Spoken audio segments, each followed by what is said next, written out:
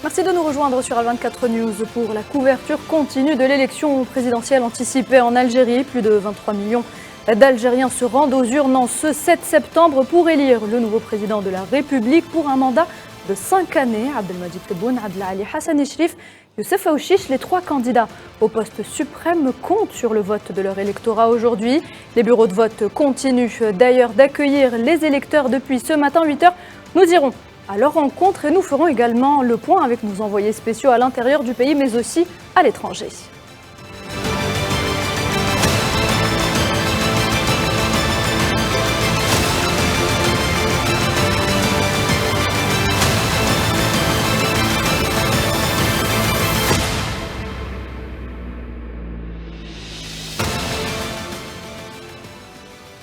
Et avant d'entamer le débat de cette émission, je vous propose tout d'abord de faire le point en chiffres avec le taux de participation depuis ce matin à cette élection présidentielle anticipée. Un taux qui a atteint à 13h les 13,11% au niveau national et les 16,18% au sein de la communauté nationale à l'étranger. Des chiffres qui ont été annoncés par le président de l'autorité nationale indépendante des élections, Mohamed Chorfi.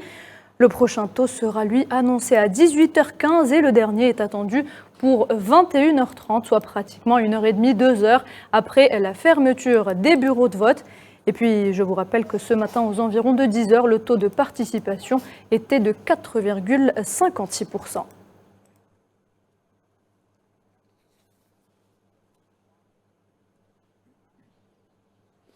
Voilà, ma voix, mon vote, mon Algérie. L'Algérie vote donc en ce 7 septembre, une élection déterminante pour l'avenir du pays et que vous suivez avec nous depuis plusieurs semaines déjà, de la campagne électorale au déroulement du scrutin. Aujourd'hui, en passant par le vote de la communauté à l'étranger et les bureaux itinérants, nos envoyés spéciaux sont tous mobilisés à travers le territoire national mais aussi à l'étranger pour nous tenir informés en temps réel. Et j'ai le plaisir d'accueillir ce soir Gamal Abina, analyste des questions internationales et politiques, qui sera avec nous depuis Paris. Riyad Sidawi sera également avec nous, expert en géopolitique et directeur du CARAPS. Il est avec nous depuis Genève. Mondar Tabet sera également avec nous depuis Tunis. Il est directeur central du système d'information de la documentation, de la formation et de la coopération. Et puis, j'aurai également le plaisir d'avoir Nazim Sini, professeur Nazim Sini, en dernière partie d'émission. Il est enseignant en économie et spécialiste des questions géopolitiques. Il sera avec nous depuis Marseille. Et puis sur le plateau, j'ai le plaisir d'être accompagné de 2 messieurs. Tout d'abord, Abdelkader Soufi, bonsoir. Bonsoir. Alors je vous présente, vous êtes docteur et chercheur dans les questions stratégiques et sécuritaires. Merci d'avoir accepté notre invitation. Merci d'être avec nous ce soir. Est également avec nous Idel Sassi. Bonsoir, monsieur Idel Sassi. Bonsoir. Merci d'être avec nous. Alors vous êtes expert international en économie et finance. Exactement. Merci pour l'invitation. Merci d'avoir fait le déplacement. Restez avec nous. L'Algérie vote, c'est tout de suite.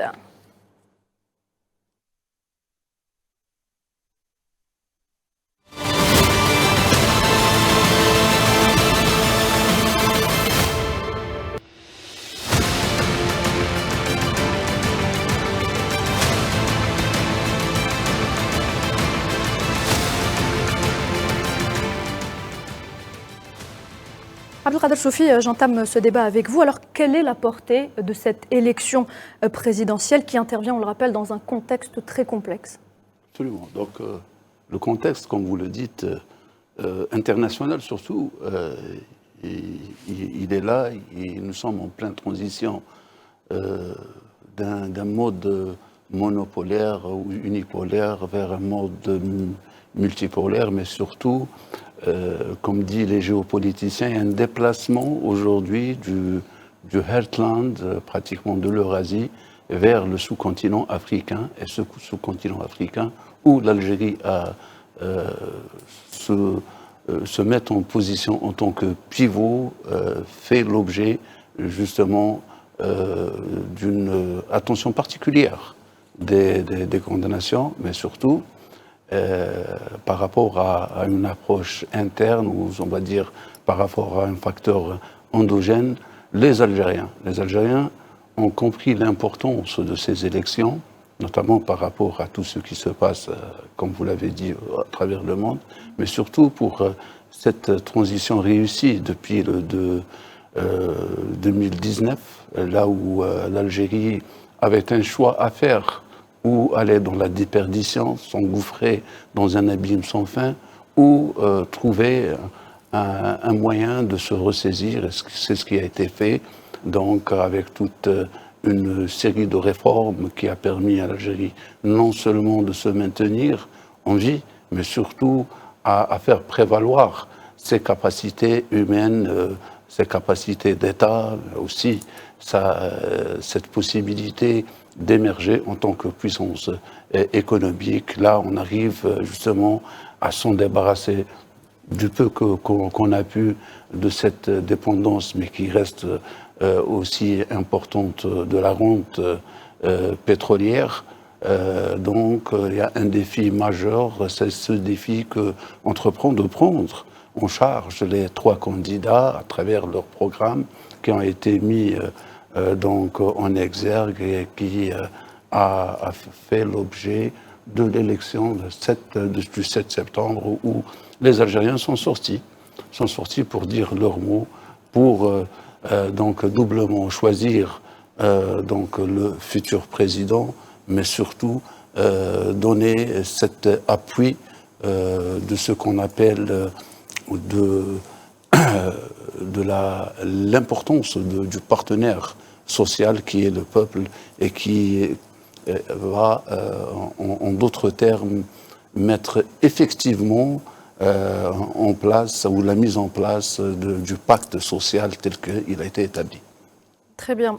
Edir Sassi, c'est un défi majeur qui attend le futur président dans cette conjoncture complexe, conjoncture internationale complexe. Oui, je suis d'accord. Le 8 septembre, beaucoup de chantiers urgents sur le plan, au moins sur le plan économique, le pouvoir d'achat des Algériens, les questions des risques majeurs, des chocs futurs. Donc, le pays a montré une résilience, au moins depuis la crise de la Covid et puis toute l'instabilité géopolitique qu'on connaît. Donc, c'est l'élection la plus importante après la crise du Covid. Donc c'est un rendez-vous très important. Donc il y a eu une ère des réformes, une façon de faire qui a montré, pour montrer la différence avec d'avant 2019. Donc il y a eu des réformes structurelles importantes. Ces réformes c'est des lois. Donc il y a eu des réformes profonde, donc de changer la façon d'investir, de changer, de donner plus de transparence pour la gouvernance, exactement. Sur le plan financier et sur le plan de l'investissement et de la valeur de la monnaie, tous ces sujets, c'est des sujets, à partir du 8 septembre, c'est des sujets importants.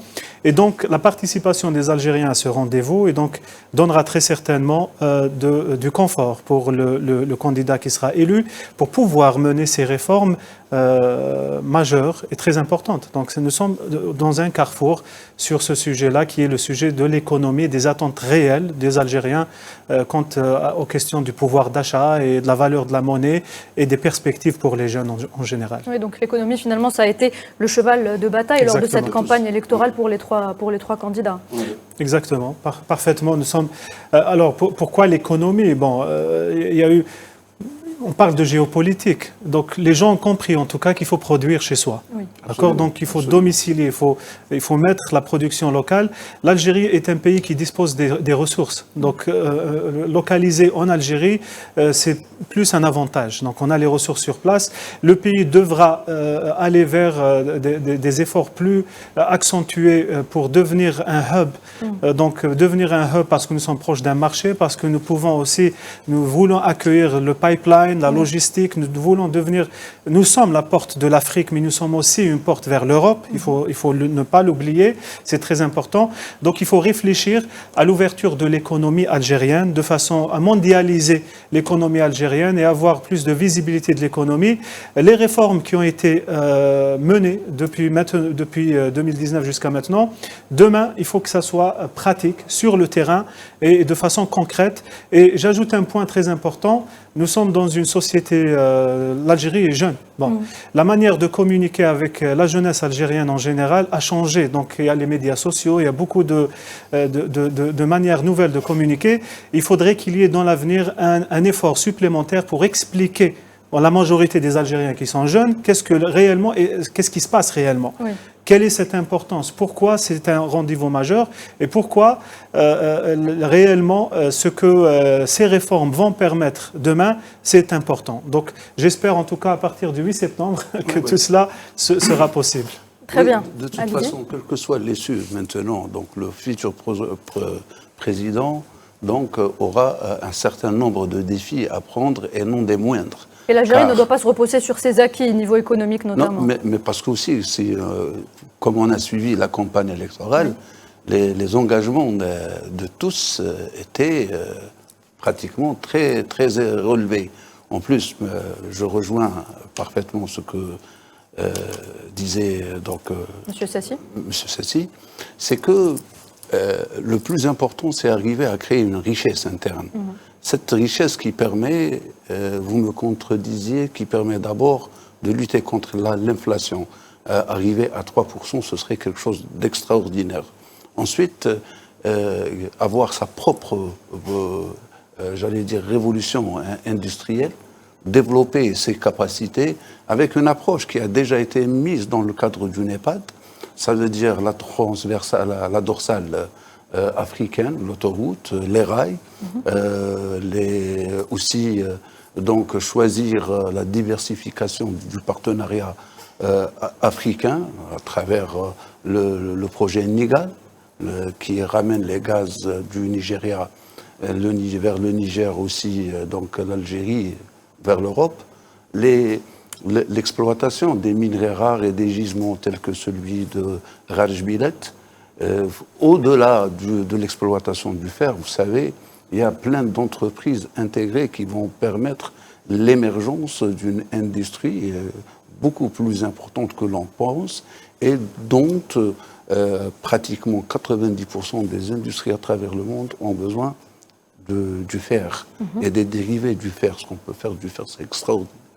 Nous avons le fer, nous avons la technologie, nous avons le savoir-faire aujourd'hui et nous avons donc un climat d'investissement favorable qui permet l'investissement direct et qui permet justement de conjuguer l'ensemble des efforts, que ce soit du partenaire investisseur étranger, le partenaire national ou le partenaire étatique.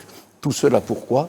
Pour créer d'abord donc des zones de richesse, et cela devrait toucher au-delà du secteur industriel, pharmaceutique, agricole, transformation, arriver à un produit fini, mais surtout s'engager sur le marché africain qui représente 3 500 milliards de dollars de PIB annuel. Vous savez ce que c'est? Atteindre 5 ou 10%, c'est pratiquement 300 milliards de dollars par an. C'est un pari jouable du fait que la capacité, elle est là, mais aussi c'est un fardeau sur le dos du futur chef de l'État qui doit faire avec tout cela, mais cela n'est pas seul, car, vous l'avez dit, le contexte régional, il est un paramètre à prendre en considération. Voilà. Alors, Idir Sassi, avant de passer aux trois candidats donc, qui se sont rendus au niveau des bureaux de vote aujourd'hui pour accomplir leur devoir électoral, une dernière question côté économie. Alors, plusieurs initiatives, vous qui êtes expert en économie, plusieurs initiatives ont été prises pour dépoussiérer, on va le dire clairement, hein, le climat des affaires en Algérie au cours des dernières années, au cours du mandat du président Abdelmadjid Tebboune. Pensez-vous que cette élection permettra justement à l'Algérie de continuer sur cette lancée, de continuer à attirer les investisseurs étrangers notamment? L'opportunité d'investir en Algérie, elle est claire pour les investisseurs. Et les considérations qui sont d'ordre gain financier, ça veut dire le flux financier, le flux des investisseurs au niveau mondial, savent qu'il faut localiser la production là où il y a la matière. Il faut partir là où il y a le marché. Il faut partir là où il y a les ressources, le Nigeria, etc. Donc le pipe, les infrastructures logistiques, etc. Donc ça c'est un fait. Les réformes légales, donc la loi, il y a eu des lois importantes. Donc la loi sur l'investissement, la loi qui garantit la transparence pour la distribution des terrains, la loi. Donc c'est des lois qui sont importantes en tout cas pour l'Algérie. C'est des lois qui étaient difficiles de mener ces réformes dans le passé. Donc ça c'est fait. Il y a une garantie de plus de transparence, etc. Je pense que le nouveau souffle qui est attendu, permettez-moi de le dire, c'est une question d'hommes. Donc, de façon claire, le cadre est là. Donc maintenant, il s'agit d'aller dans l'exécution effective et une exécution méthodique des choses. Une économie ne peut pas se permettre des perturbations, des décisions, comme on dit, over the night. Donc il faut de la visibilité. En termes fiscaux, il faut un calendrier fiscal pour donner la visibilité à un investisseur, même les nationaux. Donc, il faut toute cette façon de faire méthodique qui va augmenter, en tout cas, notre ratio, notre bancabilité, on va dire, et donc donner plus de confiance d'abord à nos propres investisseurs, à nos propres capacités, donc en donnant la stabilité, mais en même temps aux investisseurs internationaux qui, on a tous vu, en tout cas les chiffres, et puis les attentes donc, de ce que pourront faire après en termes de transformation des produits agricoles, de l'énergie et tout ce qui s'ensuit. Donc c'est tout cela. Je pense que la prochaine étape serait l'amélioration de la gestion. Et on parle donc d'un facteur humain qui sera très important. Le cadre, il est là. Voilà. Très bien, très bien. Alors, se joint à nous depuis Paris, Monsieur Gamal Abina, bonsoir. Bonsoir. Merci d'être avec nous ce soir. Alors, je rappelle, vous êtes analyste des questions internationales et politiques. Gamal Abina, il y a quelques instants, nous évoquions avec mes deux invités ici sur le plateau le développement de l'économie algérienne, donc durant les 5 dernières années, et le défi majeur qui attend le prochain président. Est-ce que vous pensez que l'intégration de la diaspora, vous qui êtes résident donc en France, est-ce que vous pensez que l'intégration de la diaspora dans le développement de l'économie algérienne est une nécessité aujourd'hui? Oui, je pense que c'est une nécessité impérieuse. On a bien compris que cette campagne présidentielle s'est faite sous l'auspice de l'économie. On a bien compris que la valorisation de l'économie nationale est essentielle, qu'avec un PIB qui a bondi de pratiquement 100 milliards en 2 ans, eh bien, il y a vraiment une véritable, je dirais, un cercle vertueux qui s'est installé et qu'on ne peut pas faire sans la diaspora. Je prends l'exemple du foot, par exemple, où la diaspora a eu un rôle déterminant. Je prends l'exemple encore dernièrement des Jeux Olympiques, où on a bien vu qu'une binationale algérienne a fini par remporter une médaille d'or. Donc, il y a de la valeur ajoutée en plus dans la diaspora, parce qu'en Algérie, effectivement, on a des richesses, on a des potentialités, on a des gens très bien formés, on a des avantages comparatifs incomparables, énergie abondante et pas chère, des salaires dont le coût est bas, des coûts en termes fiscaux qui sont très bas aussi, de surface industrielle considérable et abondante, et la possibilité de pouvoir se positionner. Il faut jamais oublier que l'Algérie est au centre de l'Afrique, plus grand pays arabe, plus grand pays africain, que c'est littéralement un pays qui est central, c'est quasiment le centre du monde si on découpe le monde sur une planisphère. Et donc l'Algérie a des ouvertures non seulement vers l'Europe, ça a été dit, vers l'Afrique, mais aussi effectivement vers l'Asie et vers les Amériques, en passant par l'étroit de Gibraltar. Donc la diaspora a un rôle à jouer. Pourquoi? Parce qu'on a des idées. C'est pas qu'on est meilleur que les gens d'Algérie, parce qu'ils sont très bien formés. C'est qu'on a des idées nouvelles, on a vu autre chose, on a été en contact avec le dur, avec l'organisation rigoureuse de certaines entreprises, avec effectivement la difficulté à créer de la richesse en Europe parce que c'est difficile. Et tout cela fait que la diaspora devient de fait une véritable force, une dynamique de réussite. Et on l'a observé. Même des Algériens qui sont partis à l'étranger, qui ont eu des idées, comme le phénomène de Yassir, par exemple, sont revenus en Algérie pour y apporter leur valeur ajoutée. Donc la diaspora doit s'investir, commence à le faire, et on le voit dans l'investissement en termes des élections. On sent bien qu'il y a une sorte de changement de paradigme. On sent que l'Algérie commence à s'éveiller enfin, ce géant qui était endormi, et la diaspora doit participer parce que c'est 20% tout de même de la population algérienne qui est à l'extérieur. Il y a une grande partie, le grand contingent qui est parti dans les années 50-60, mais on a aussi tous ceux des 90 qui sont partis, qui sont que des cadres formés, 200 000. Tous ces éléments doivent être convergents pour construire une nation puissante et faire en sorte que l'Algérie en 2030 soit la première puissance économique africaine. Alors justement, une seconde question, Gamal Abina, vous qui êtes en contact constant avec cette diaspora, quelles sont les demandes qu'elle fait justement cette diaspora pour pouvoir être partie prenante de l'économie du pays? Alors j'ai effectivement lancé beaucoup d'appels à l'investissement en tant qu'acteur individuel. Je ne parle pas au collectif parce que les Algériens sont très individualistes. Par contre, je parle à l'individu pour travailler pour le collectif. Et qu'est-ce que je disais de nombreuses fois? Investissez chez vous parce qu'il n'y a pas de plafond de verre en Algérie. Quelqu'un qui travaille et qui est déterminé réussit toujours. J'ai rarement vu un retour avec des échecs. J'ai beaucoup d'amis qui sont repartis investir et qui ont réussi. Mais une chose importante, c'est qu'ils demandent d'abord, ils avaient demandé la réduction du prix des billets d'avion, on l'a compris, le rapatriement des corps de nos anciens quand ils disparaissent. Et surtout, et c'est le plus important, ils ont demandé des facilités pour investir en Algérie, que le code de l'investissement qui a été réformé soit beaucoup plus lisible, que les banques soient accessibles, qu'on ait des banques en France, ça commence à arriver, qu'on ait la possibilité d'être financé éventuellement dans un apport d'investissement en Algérie, mais surtout que l'investissement soit facilité avec des bureaux uniques d'investissement, avec des structures pérennes dans lesquelles on aurait peut-être, pourquoi pas à Paris, au consulat, des bureaux qui nous permettraient d'investir directement en Algérie, parce qu'il y a un besoin nécessaire non seulement de connaître le marché algérien, de se positionner sur ce marché et de se faciliter en investissement en apportant des idées nouvelles, en ne faisant pas comme de par le passé où il y avait de l'argent qui était distribué et transformé en voiture et non pas en investissement productif. Là, aujourd'hui, la diaspora espère se positionner parce qu'elle sait qu'elle a un rôle à jouer, parce qu'il ne faut jamais l'oublier. Quand nos parents sont arrivés en Europe, ils avaient à l'esprit le retour en Algérie, le retour pour reconstruire leur pays. Quand ils sont arrivés en Europe, ils se sont dit, nous allons apporter notre pierre à l'édifice et il faut aujourd'hui, nous sommes responsables de cela, répondre à cet appel que nos parents avaient lancé. Très bien, merci Gamal Abina. Vous restez avec nous pour la suite de l'émission.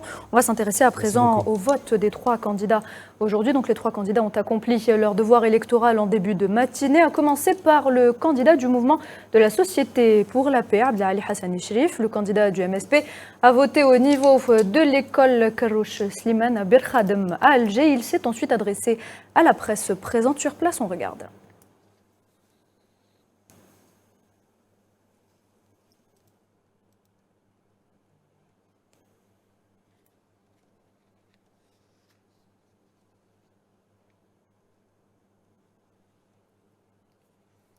Alors, il semblerait que l'image tarde à venir, donc je demande à la régie de nous envoyer l'image donc de Abdelali Hassani Cherif qui s'exprime au micro de la presse après le vote.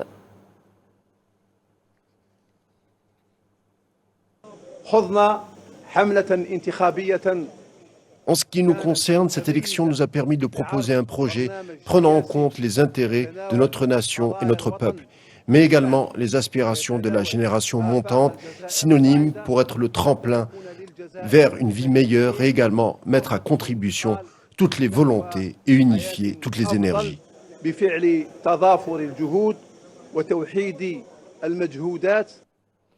De son côté, le président de la République et candidat indépendant Abdelmajid Tebboune a voté à l'école Ahmed Arwa. C'était à Bouchaoui, toujours à Alger. Il s'est lui aussi adressé aux médias présents au niveau du bureau de vote. Abdelmajid Tebboune qui espère que l'Algérie sera toujours victorieuse.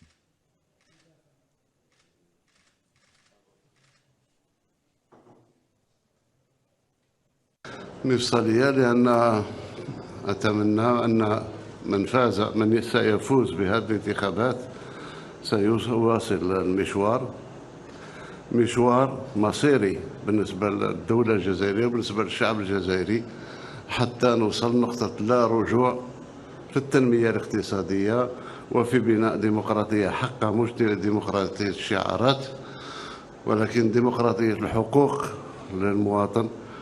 وانتم تشاهدوا العالم يشهد ان الجزائري يوميا يوم بعد يوم يزيد يكتسب حقوق اخرى ان شاء الله حتى نلبي له كل طلباته وكل رغباته. اتمنى بخير كل خير للوطن العزيز تاعنا ونتمنى كذلك الجزائر ان تكون دائما في كل الظروف منتصره ان شاء الله. Alors ce scrutin a une grande importance. Il s'agit d'une étape cruciale pour l'Algérie et celui qui sera élu devra poursuivre le parcours. C'est ce qu'a martelé donc le président candidat Abdelmajid Tebboune. Regardez. الداخل والخارج راه يتابع في الجزائر مش من اليوم فقط داخل والخارج شافوا أن الحملة الانتخابية كانت حملة نظيفة جدا. الفرسان الثلاثة كانوا في المستوى وأعطوا صورة مشرفة جدا للجزائر وللديمقراطية في الجزائر، وأتمنى إن شاء الله أن تكون قدوة الناس آخرين بحول الله. رسالة للخارج، أنا قلت لك رسالة للخارج، الجزائر جزء لا يتجزأ من العالم العربي والإفريقي والمتوسطي، وراهم كل يتابعوا، وإن شاء الله الأمور تفوت بسلاسة وتفوت بكل ديمقراطية. Le candidat du FFS, Youssef Aouchiche, lui était dans la commune d'Assi Youssef, dans la wilaya de Tizi Ouzou. Il a accompli son devoir électoral au niveau de l'école Mohamed Saïd Meziani.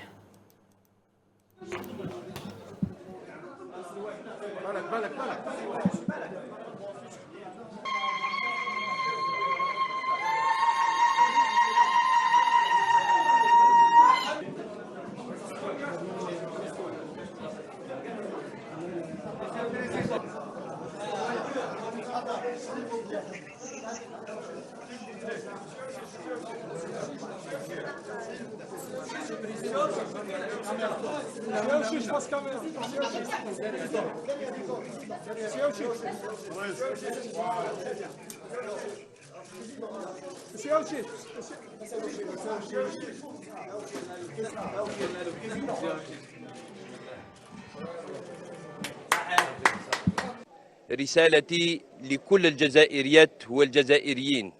Mon message s'adresse ici à tous les Algériennes et Algériens.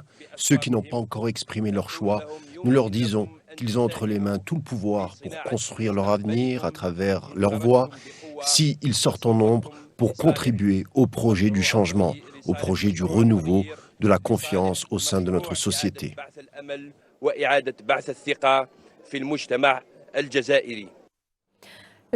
Youssef Aouchiche qui a insisté sur le changement qui, selon lui, est un trait principal de son programme. Il appelle à mettre l'intérêt de l'Algérie avant toute autre considération. Nous incarnons un projet dont le trait principal est le changement et pour construire un socle politique qui a pour vecteur la volonté populaire et les intérêts nationaux d'abord et avant tout.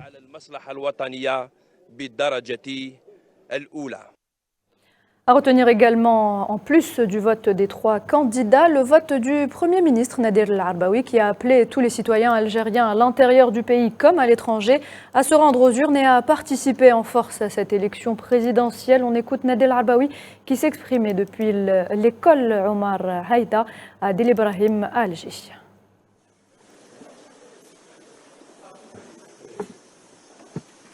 أنا سعيد اليوم بممارسة حقي الدستوري كمواطن لانتخاب رئيس الجمهورية للفترة القادمة. Je suis heureux d'avoir accompli mon devoir constitutionnel en tant que citoyen. Une occasion s'est présentée pour moi lors de l'élection du président de la République durant la prochaine période. À travers vous, j'invite tous les citoyens et citoyennes, aussi bien de l'intérieur que de l'étranger, à se rendre aux urnes et à contribuer massivement à cette élection. Ce scrutin revêt une importance capitale, tout d'abord pour le renforcement du processus démocratique dans notre cher pays. Comme vous le savez, ces élections se déroulent dans un contexte territorial et international très instable. Cette situation pourrait connaître d'autres développements avec ses dangers et répercussions, mais j'ai confiance en notre vaillant peuple algérien pour choisir le candidat le plus méritant afin d'assurer la stabilité et le progrès dans une Algérie développée, prospère et victorieuse.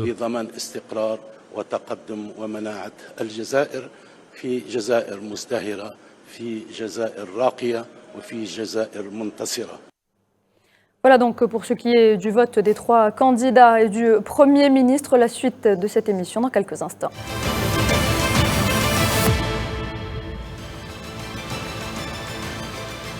Bonsoir à vous, si vous venez de nous rejoindre. L'Algérie vote en ce 7 septembre. On poursuit cette émission et je me tourne vers vous à présent, Monsieur Sassi. Alors ce vote aura suscité un engouement particulier auprès des Algériens, ici comme ailleurs. Par quoi s'explique justement cet engouement ? Par les enjeux. Il y a eu beaucoup d'appréhension quand même par rapport au taux de participation. Mais je pense que la scène, je vais parler un petit peu politique, même si ce n'est pas mon périmètre, mais je pense que les gens ont le choix. Donc nous avons un candidat socialiste qui est M. Aouchiche, le candidat du FFS. Nous avons un candidat libéral qui est M. Hassan et nous avons la ligne nationale centriste, on va dire, qui est M. Abdelmajid Tebboune. Je pense qu'ils sont tous, ils ont de la ligne nationale. Ils sont plus les progressistes démocrates, c'est Aouchiche. Voilà.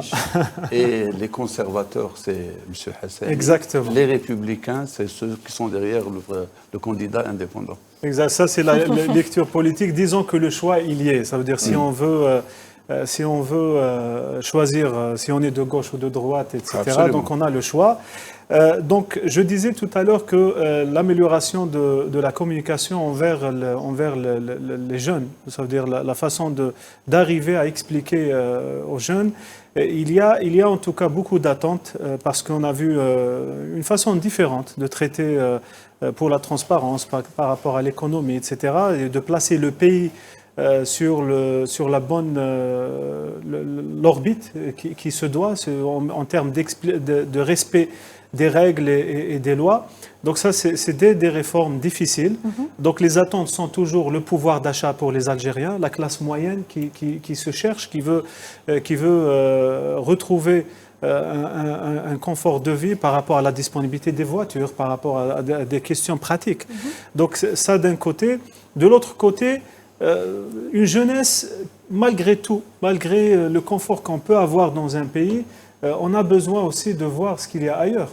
Donc on veut sortir un pays, quel que soit le pays dans lequel on vit. Si demain j'ai l'information que je peux aller nulle part, c'est un problème. Donc l'amélioration du passeport algérien, c'est vraiment primordial. Moi je veux bien que les jeunes peut-être qui réfléchissent aujourd'hui à laisser un endroit où il peut faire un diplôme de médecine, où il peut faire un crédit, il peut faire une société, il peut faire beaucoup de choses. Il est chez lui, il y a beaucoup d'opportunités justement pour les jeunes.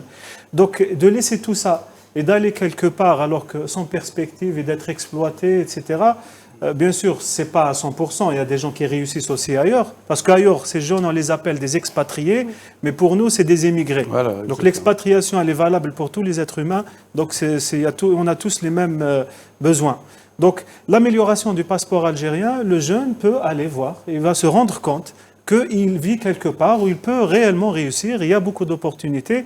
Donc c'est tout cela, c'est l'amélioration de cette communication et de cibler avec justesse les vrais besoins des Algériens. Et donc tous ces enjeux en termes de risque et toute cette importance, puisque c'est une date charnière, c'est ce qui revêt l'importance de cette élection pour l'avenir du pays. Abdelkader Soufi, je vous vois acquiescer depuis tout à l'heure. Vous rejoignez donc les propos de M. Sassi. Absolument. Je voulais rebondir sur la question de l'amélioration de la position du passeport. Moi, je me souviens que quand il n'y avait pas de visa, les Algériens pouvaient sortir à l'étranger et aller et revenir. Donc, en fin d'été, il y en avait ceux qui allaient faire des vendanges ou travailler, passer des vacances, et revenir à chaque fois que c'est possible. En Algérie, ils avaient le choix d'être établis ici ou ailleurs. Aujourd'hui, le phénomène de la harga, on dépend essentiellement de cela, parce que les gens qui ne réussissent pas, ne veulent pas revenir par peur de ne pas pouvoir repartir après. Et donc, c'est pourquoi ce phénomène a pris une dimension extraordinaire. Sinon, je crois qu'avec l'amélioration de la condition de la vie, et c'est tant mieux que cette fois-ci, les élections ont porté sur l'approche socio-économique. Et que améliorer une condition de vie, c'est à quoi aspire aussi la diaspora qui veut revenir en Algérie, qui veut investir en Algérie, car ils ne se sont jamais dissociés de leur identité, qui est l'identité algérienne première, même ceux qui sont nés outre-mer. Et c'est pourquoi je pense que donner une capacité réelle par rapport à l'existant, à ce que peut devenir l'Algérie, à ce que peut être l'Algérie, ne serait-ce que par rapport à sa vraie valeur. La valeur de l'Algérie, elle est là. Nous avons dit tout à l'heure que les éléments ou les pierres angulaires pour construire un grand pays sont là.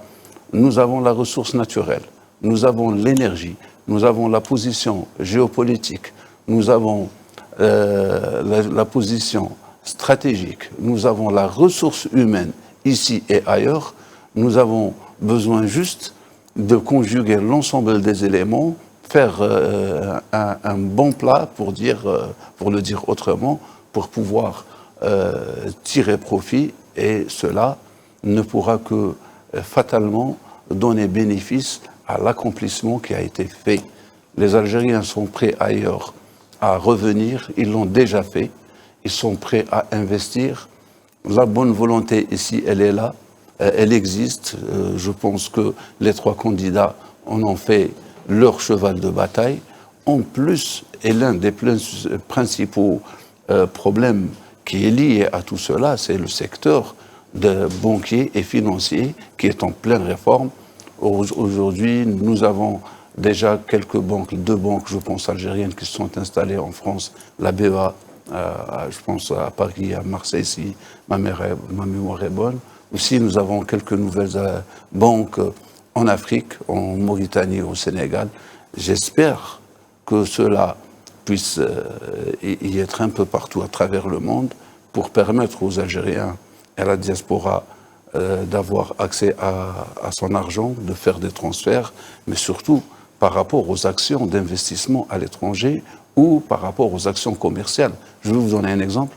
Quand on a produit et vendu à un moment en Mauritanie, au Sénégal, nous ne pouvions pas, je parle des opérateurs économiques, ne pouvaient pas avoir accès à leur argent tout de suite, car ils devaient attendre que cet argent devait transiter par 2 ou 3 banques pour arriver en Algérie. Permettez-moi de vous couper la parole 2 minutes, Monsieur Abdelkader Soufi. Le temps de retourner vers Gamal Abina qui se trouve à Paris, qui doit nous quitter dans quelques instants.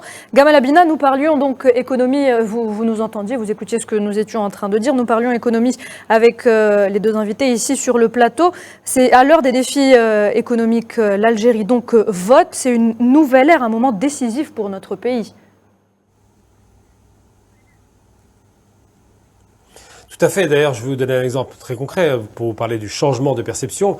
Il y a, en 2019, aux élections, les premières élections qui ont fait la nouvelle mandature, il y avait des manifestants très importants à Paris contre l'élection qui empêchaient les gens d'aller voter. Là, je vous donne le chiffre, 5 manifestants qui étaient opposés, 5. Donc ça veut dire que c'est devenu marginal. La question économique, effectivement, est centrale. D'abord, une assise politique solide. Ensuite, effectivement, rappeler qu'on doit apporter la valeur ajoutée, la valeur travail doit être valorisée. Et de rappeler, et c'est important parce que les gens ont tendance à oublier, on communique peut-être pas assez là-dessus, sur le plan macroéconomie, donc la grande économie, l'Algérie est un des pays les mieux gérés au monde. La première compagnie africaine depuis 25 ans, c'est la Sonatrach. Et surtout, en termes de qualité, de gestion et de valorisation de la valeur ajoutée, on n'a pas beaucoup de leçons à prendre. Le souci maintenant, c'est sur le plan microéconomique, que les PME et PMI puissent se libérer, faire en sorte que le pays puisse libérer ses énergies. Et je pense qu'effectivement, quand on parle beaucoup de la jeunesse, parce que c'est 70% de la population à moins de 30 ans, on doit mettre beaucoup l'accent sur la nouvelle économie qui est importante. On a parlé beaucoup des start-up, mais pas seulement. On doit aussi faire en sorte que tout l'écosystème économique algérien puisse absorber les travailleurs. Et il y a aussi quelque chose d'essentiel, ça a été évoqué sur le plateau, la question des réformes bancaires qui sont en cours. Alors la BEA n'est pas encore ouverte malheureusement en France parce qu'il y a les blocages qui viennent du côté français, je l'ai appris récemment. Sinon, ça fait longtemps que le dossier est déposé. Mais à la limite, si on veut contourner ces difficultés, j'ai envie de dire, parce que j'ai discuté avec un économiste une fois, il faudrait peut-être prendre la possession d'une banque en difficulté en Europe ou en France. Comme ça, on a tout l'écosystème bancaire et surtout, on a une valeur ajoutée qu'on ne maîtrise pas en Algérie, c'est celle du marché financier.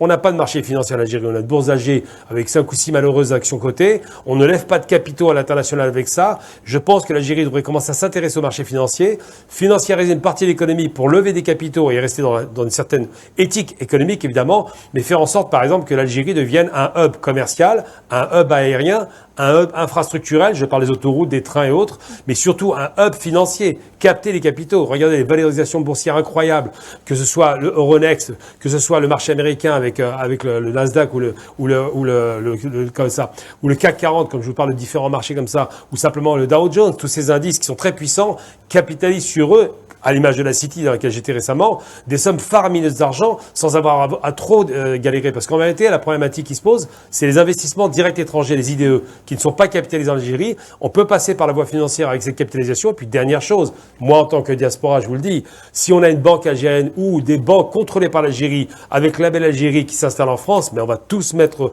au moins une grande partie, sinon tous nos revenus dedans. On va devenir acquéreur de biens immobiliers en Algérie. On va investir dans la bourse des valeurs en Algérie. On va se positionner comme étant des acteurs productifs, car il faut savoir que la diaspora algérienne est une des plus riches de France. Donc il faut tout faire pour capitaliser. Sinon, on va toujours passer à côté de l'essentiel. Il faut utiliser les armes du capitalisme pour pouvoir vaincre dans le capitalisme. Donc je pense qu'aujourd'hui, l'Algérie est un pays en devenir. Sur le plan macroéconomie, le travail est fait. Maintenant, il faut attaquer la microéconomie, les réformes bancaires, financières, et je pense que le pays, en 2030, peut se positionner comme étant la première puissance africaine. Très bien, merci Gamal Abina.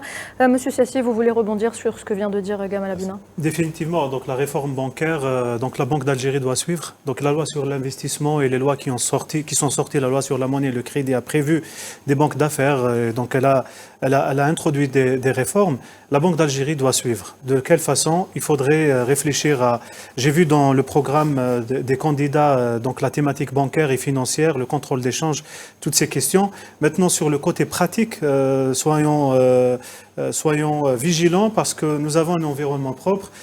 Parler du contrôle d'échange, il faut une méthodologie de travail. Je disais tout à l'heure qu'il faut faire les choses correctement. Ça veut dire qu'il ne faut pas penser... arrêter des intrants sans avoir un plan derrière, c'est problématique. Donc sur le plan financier, la stabilité du pays, il faut que ce soit des réformes bien réfléchies et sur au moins le moyen terme. Donc d'un côté, avoir un bras financier qui puisse investir, parce qu'acheter une banque, on a ouvert quelques agences, on aurait pu acheter un réseau bancaire africain.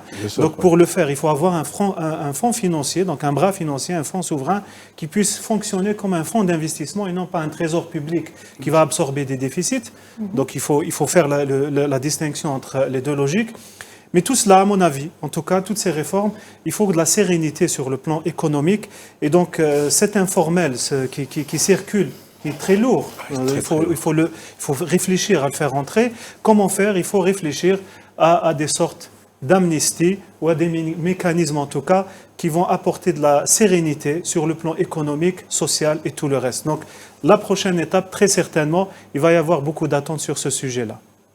Très bien. Messieurs, donc on a parlé économique, on va fermer un petit peu cette... Avant de fermer, je pense qu'il y a un point qu'on n'a pas cité qui est important aussi. Oui. La numérisation qui permet de faire de la guerre à l'évasion fiscale. Et à l'évasion fiscale aussi. Hein. L'évasion fiscale qui est pratiquement de 110 milliards de dollars. Exact. Et tout cela, en tout cas, quand vous avez des milliards de dollars à l'extérieur, il faut penser à des solutions pérennes. J'ai utilisé le mot amnistie, que ce soit sur le plan social, économique et même politique. Mais tout cela, c'est ce qui va très certainement donner un sens à toutes ces réformes, en tout cas, qu'on a vues dans le mandat précédent et pour l'avenir, en tout cas, du pays, surtout au regard des risques dont on est en train de parler. Et une bonification pour le pays. Oui. Exactement. Très bien, messieurs. Merci. Donc, on va clore un petit peu ce débat économique pour passer à autre chose. On rappelle que dans leur programme, les trois candidats ont parlé économie, mais ils ont aussi parlé de l'aspect social et de l'aspect sécuritaire, des aspects sur lesquels nous reviendrons dans quelques instants. Le temps de s'intéresser à présent au déroulement du scrutin dans les différentes régions du pays, à commencer par Alger, la capitale où tout a été mis en œuvre pour faciliter le vote des citoyens.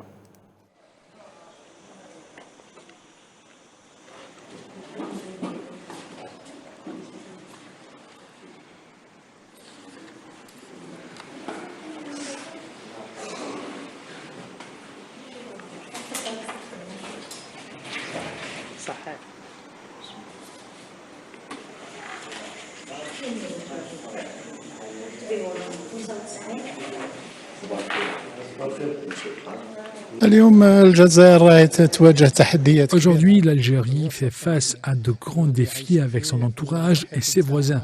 En tant que peuple et citoyens, nous soutenons ce processus électoral et nous soutenons également la démocratie. Notre peuple doit voter et choisir le candidat adéquat dans l'intérêt de notre pays et des Algériens.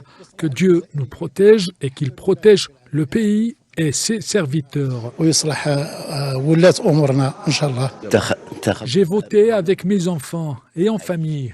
Nous votons en masse, nous sommes libres et personne ne nous impose pour qui voter. C'est à nous de choisir notre président pour que l'Algérie soit libre et indépendante.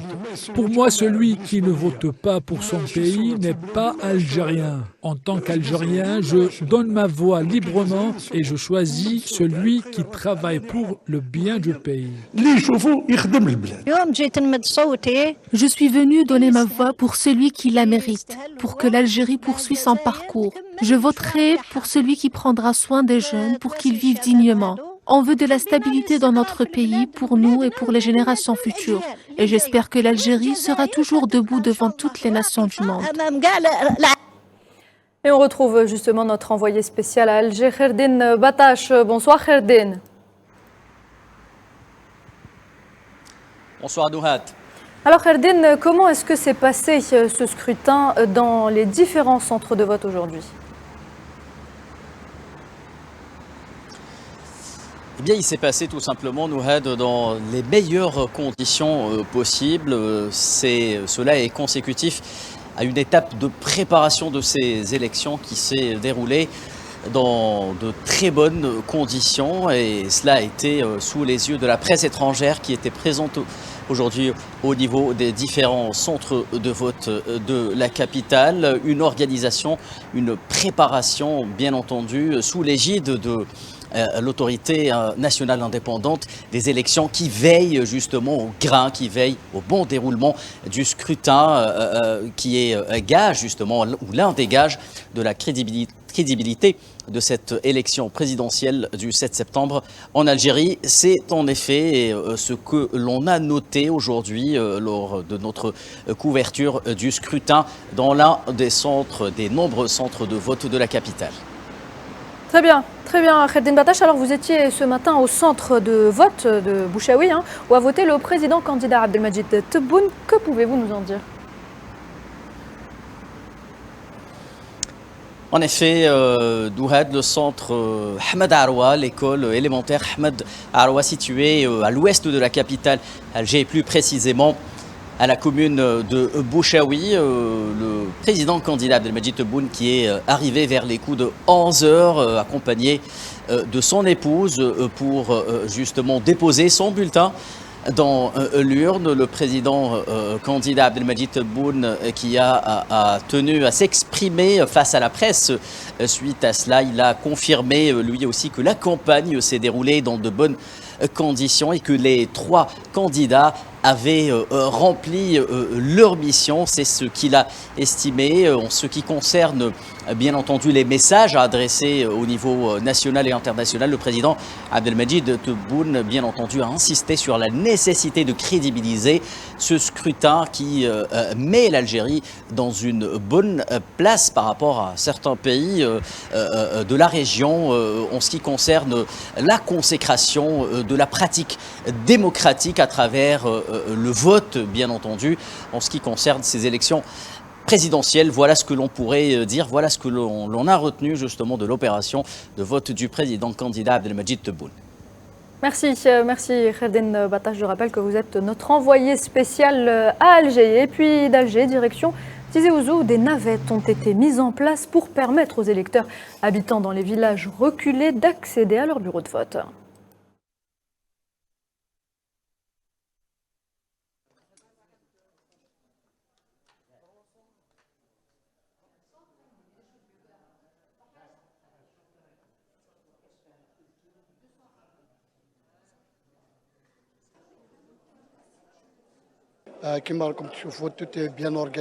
Comme vous le voyez, tout est bien organisé, tout s'est bien passé. Le taux de participation au vote jusque-là était moyen. On s'attend à une forte participation dans l'après-midi. Il n'y a pas de boycott ici, c'est tout le monde qui est conscient. C'est grâce au FFS qu'on a réhabilité la politique au niveau de la commune. On a mené une campagne de sensibilisation pour les inciter à voter afin d'obtenir un changement et avoir une autre vision dans ce pays, si Dieu le veut.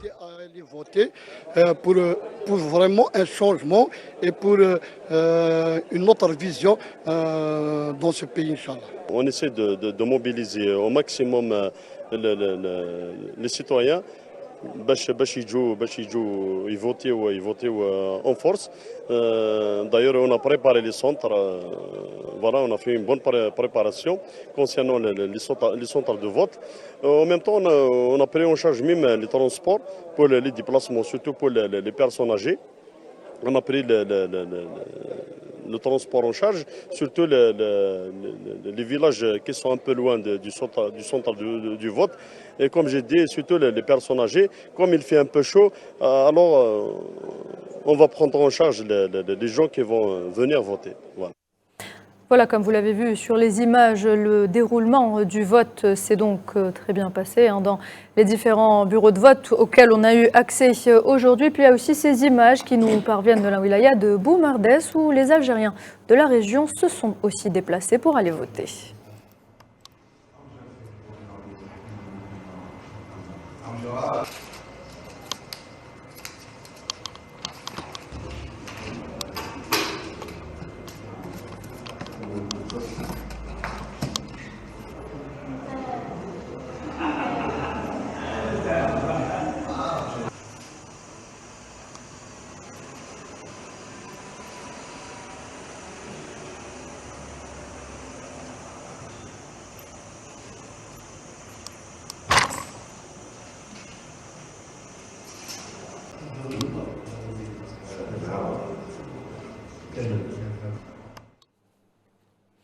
Et de Bou Mardès, direction l'ouest du pays, plus exactement la wilaya de Naama, où il y a eu un certain engouement des habitants en ce jour de vote. Regardez.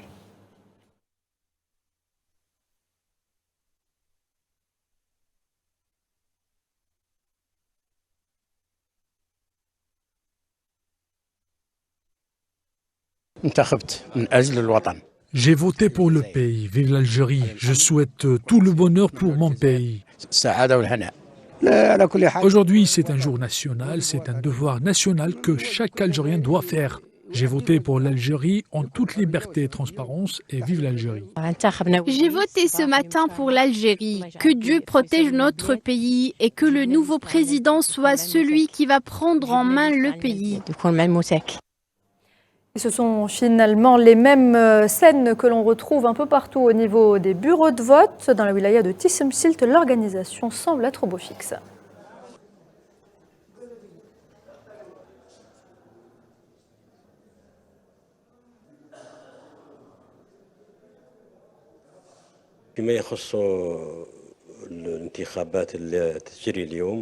En ce qui concerne les élections qui se déroulent aujourd'hui, nous avons réuni toutes les conditions pour le bon déroulement de vote. On avait à faciliter le processus pour tous les électeurs afin qu'ils puissent accomplir leurs devoirs en toute sécurité et confort. En ce qui concerne le corps électoral, nous avons enregistré 177 555 électeurs départagés sur nos 149 centres et 522 bureaux de vote.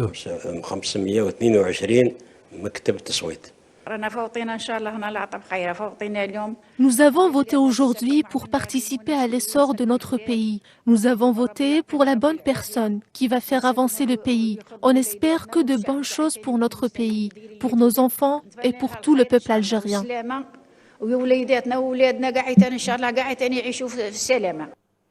Et avant de poursuivre nos différentes escales au niveau des différentes wilayas du pays, je dois vous dire au revoir, Monsieur Idel Sassi, parce que vous nous quittez. Merci, merci d'avoir été avec nous en cette première partie d'émission. Merci pour l'invitation pour cet événement spécial et beaucoup d'espoir pour notre pays. Merci à vous. Donc je rappelle que vous êtes expert international en économie et finance. Et mesdames et messieurs, on revient dans quelques instants.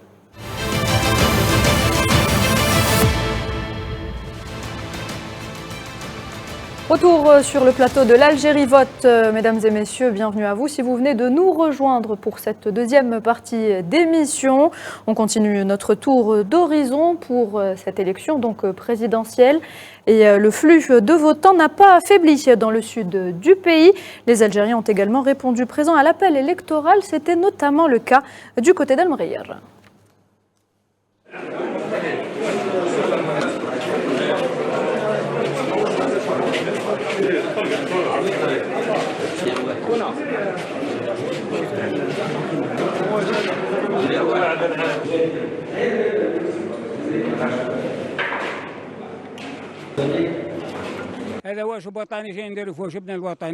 Nous venons accomplir notre devoir national, c'est notre pays. Peu importe les conditions, nous espérons une Algérie victorieuse. Je suis présent ici et le peuple sera présent en force dans cette nouvelle wilaya numéro 57. Nous espérons du nouveau président la transparence et qu'il soit au service du pays, surtout pour les nouvelles wilayas. On espère que les élections se passent bien et que le meilleur gagne. Nous voulons des personnes qui travaillent. Vive l'Algérie! Idem du côté de Béchar, où les électeurs se sont déplacés en masse en dépit des fortes chaleurs.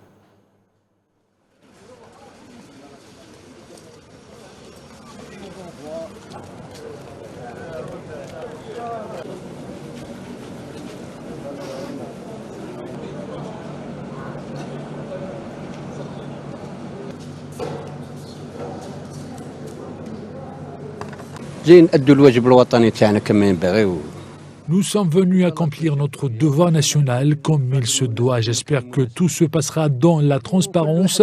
On espère la bonne personne au bon endroit. Chacun doit donner son avis et c'est une liberté personnelle. Et un peu plus au sud, à Illizi, si certains citoyens ont privilégié le vote au repos, d'autres attendent que les températures baissent un peu avant d'aller voter.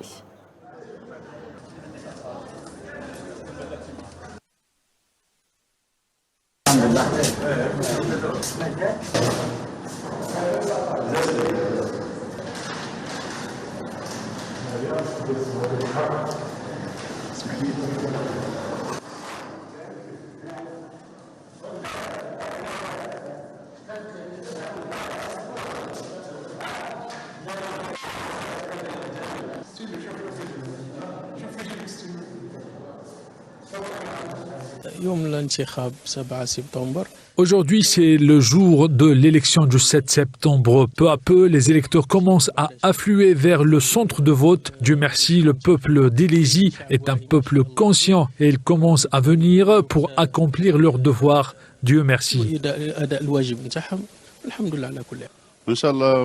Si Dieu le veut, pour ces élections, on aura un président qui va servir la nation et qui prendra en charge nos doléances. Avec ces pluies, on espère une année pleine de succès, Inch'Allah. Nos envoyés spéciaux se sont également rendus à Adrar, où le vote se déroule là aussi dans de bonnes conditions.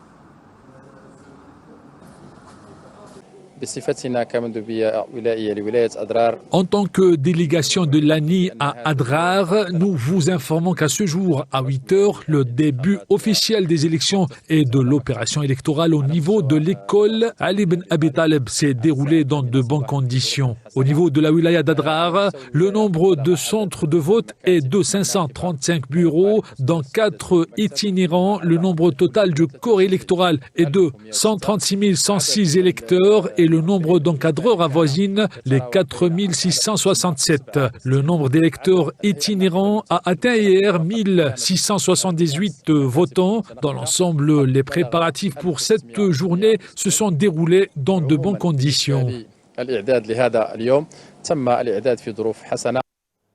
Et les bureaux de vote n'ont pas désempli, même si les conditions climatiques ont rendu le déplacement pour le vote un peu plus difficile dans certaines zones. C'était justement le cas du côté de Tienzawaten.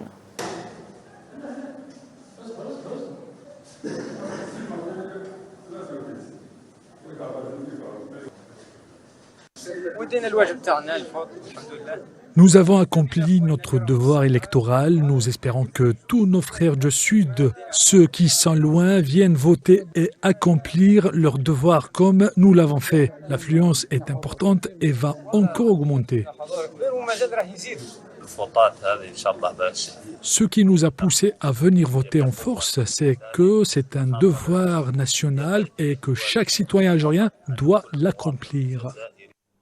Et enfin, à Tindouf, les Algériens ont également profité de cette journée pour se rendre aux urnes.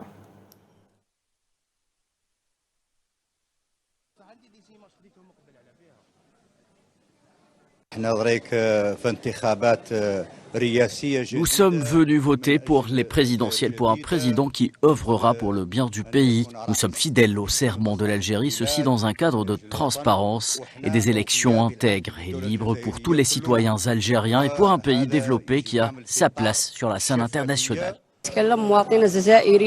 Je suis citoyenne algérienne. Le scrutin ici à Tindouf est organisé de la meilleure des façons. Je souhaite le succès à nos enfants et au nouveau président. Ces élections se passent dans de bonnes conditions. Nous espérons que ce sera des élections intègres. Nous souhaitons le meilleur pour notre pays en espérant que le nouveau président développera le pays, en espérant également que ces élections donneront à l'Algérie une belle image. Voilà donc pour ce tour d'horizon du vote à travers le territoire national. Et puis se joint à nous depuis Genève, monsieur Riyad Sidaoui. Bonsoir. Bonsoir. Merci d'être avec nous. Alors je rappelle que vous êtes expert en géopolitique. Bonsoir. Donc monsieur Sidaoui, je me tourne donc vers vous pour vous poser une question concernant le programme donc des candidats tout au long de la campagne. On a pu constater dans les différents discours et les programmes des trois candidats qu'ils étaient basés sur trois aspects essentiels qui revenaient souvent. On a eu l'aspect économique qu'on a abordé en première partie d'émission. Il y a eu l'aspect social, mais aussi l'aspect sécuritaire. Monsieur Sidaoui, l'aspect sécuritaire, quels sont les défis justement qui attendent à ce niveau le prochain président algérien ? L'Algérie connaît aujourd'hui, d'ailleurs comme son voisin la Tunisie, des défis sécuritaires assez importants.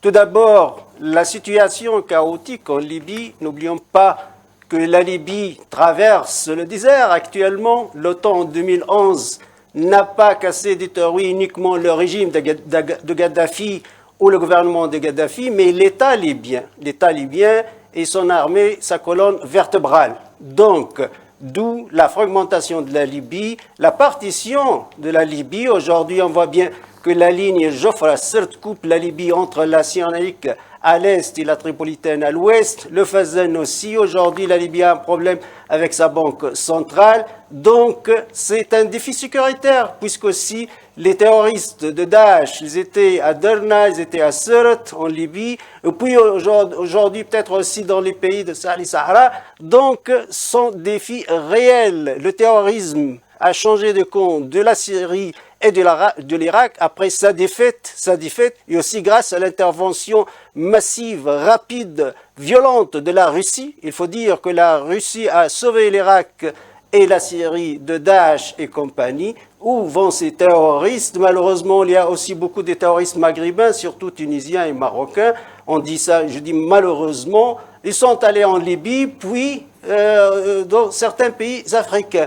Et l'Algérie, quand on regarde la superficie de l'Algérie c'est un continent en Afrique, a beaucoup de frontières avec plusieurs pays. Évidemment, donc le défi sécuritaire est très important, mais aussi la bonne nouvelle qu'il y a l'unité nationale en Algérie. L'unité nationale, donc les trois candidats, il y a un consensus algérien que la sécurité prime, la sécurité est indispensable et tout le monde doit être mobilisé pour la sécurité de l'Algérie.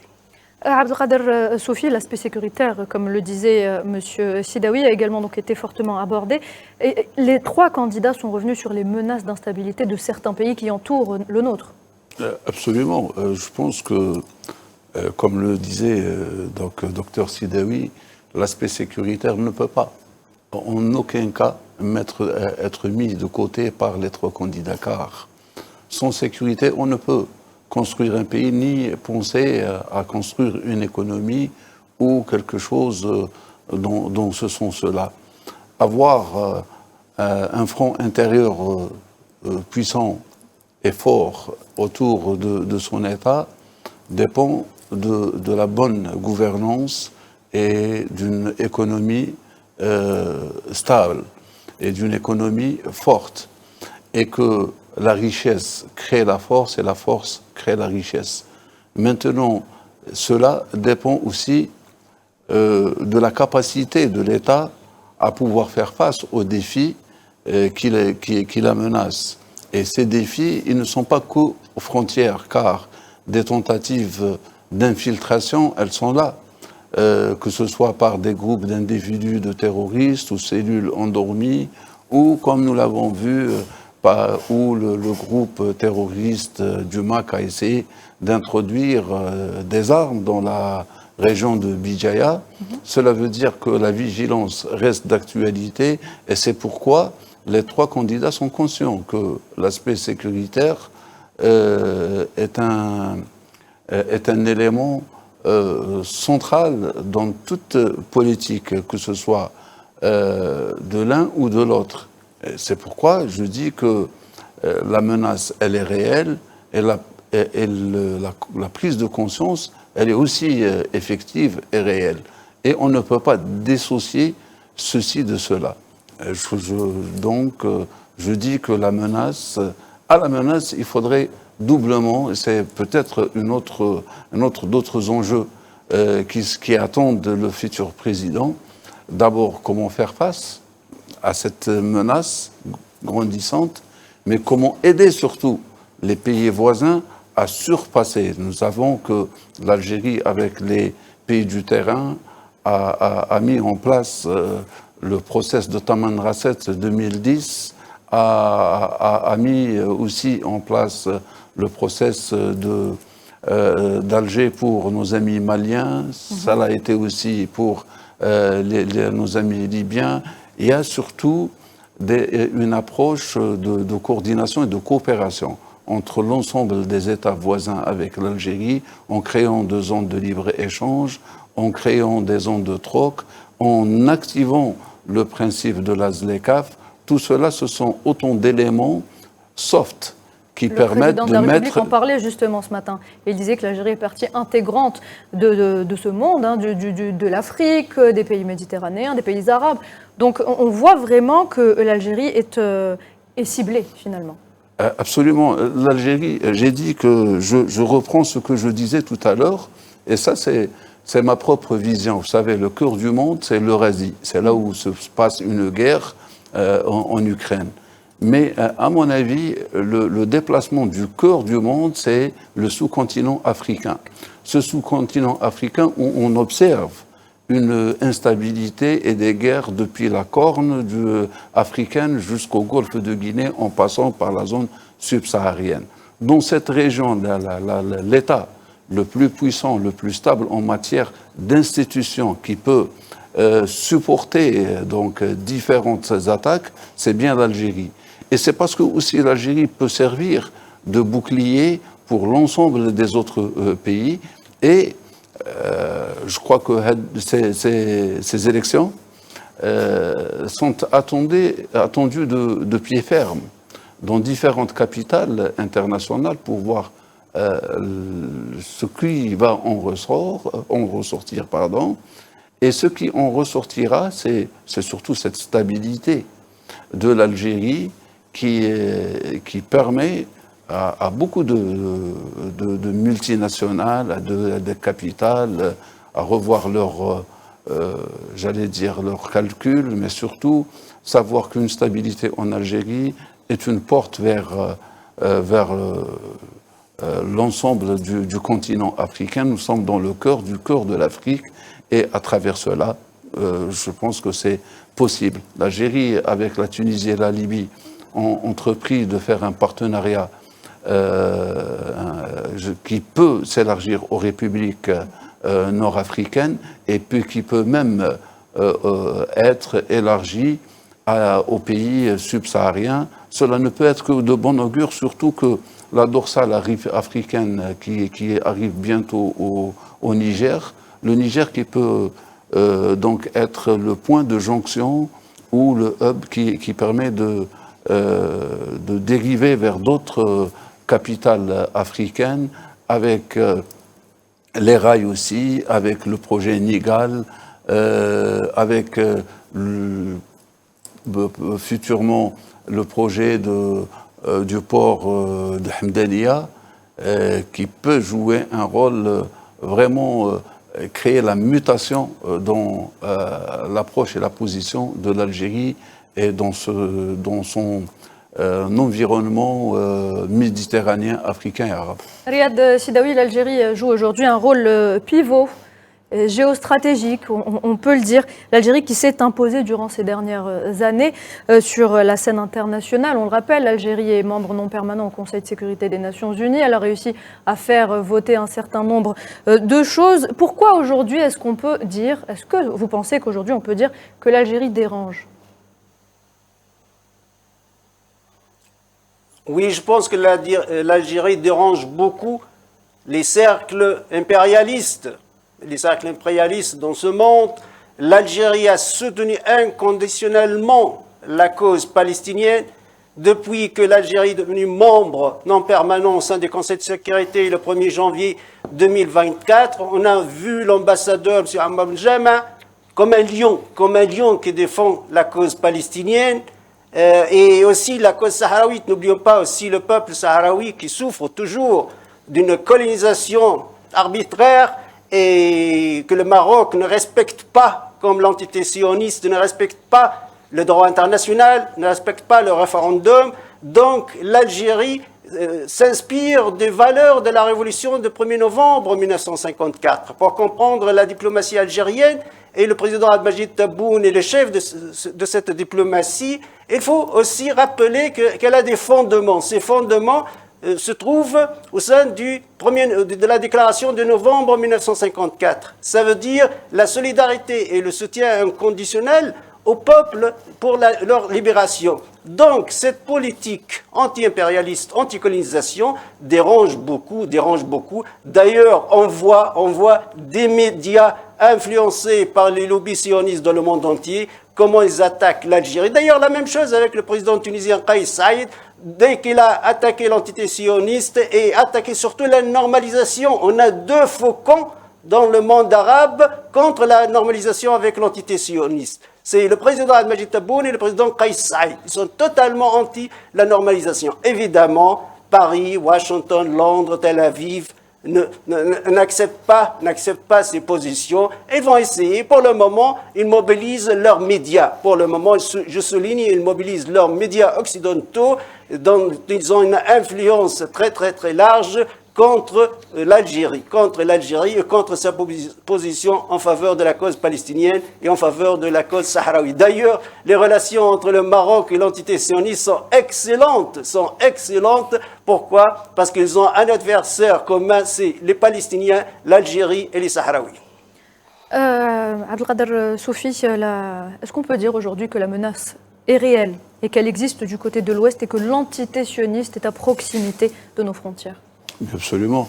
Je crois que l'objectif que se partagent justement le Maroc et l'entité sioniste, c'est de pouvoir déstabiliser l'Algérie. D'abord, le Maroc n'a jamais apprécié le fait que l'Algérie soit une puissance régionale et que, par conséquent, lui qui a d'abord des visées expansionnistes, mais surtout c'est un État vassaillant de servitude que je rappelle encore une fois que la marche verte a été diligentée par Paris et non pas par le roi du Maroc. Et que ceux qui ont permis cette marche verte, donc l'envahissement du Sahara occidental, c'est l'armée française qui a utilisé même le napalm sur le terrain et a assuré une couverture aérienne. La guerre des Sables a été aussi diligentée malicieusement par Paris, qui a encouragé le Maroc dans son entreprise. Aujourd'hui encore, ce qui se passe en Palestine et que l'entité sioniste est non seulement... Bon, on sait qu'il y a les Américains qui sont derrière parce que le territoire palestinien occupé est considéré comme étant une plateforme militaire, un porte-avions pour contrôler le Moyen-Orient. Et surtout aussi, on a vu que parmi les pays qui ont naturalisé leurs actions, normalisé, pardon, je pensais au Maroc qui a participé dans l'éradication du peuple palestinien en envoyant des milliers de soldats marocains dans les rangs de l'entité sioniste. Donc, il y a ce qu'on appelle ce type de réseautage. C'est les guerres nouvelles, modernes, où des entités étatiques, des entités terroristes, crimes organisés et autres participent dans la déstabilisation de l'Algérie. On voit que chaque jour ou chaque semaine, les services de sécurité mettent en échec des tentatives d'introduction de produits prohibés, de drogue et d'armes, donc, et même attaques, j'allais dire, et terroristes. Cela explique que la menace, elle est non seulement palpable, mais elle est visible. Et c'est pourquoi il faut rendre hommage aussi à l'institution militaire qui a de tout temps été éveillée et que je considère comme étant le système immunitaire de l'État algérien. Et comme elle a pu, cette institution, mettre en échec la tentative d'infiltration du Irak, et elle a pu permettre à l'Algérie de sortir saine et sauve, elle le fait aussi aujourd'hui. Très bien, monsieur Abdelkader Sofi. Merci. Merci, je dois vous couper parce qu'on a tout de suite une page de pub.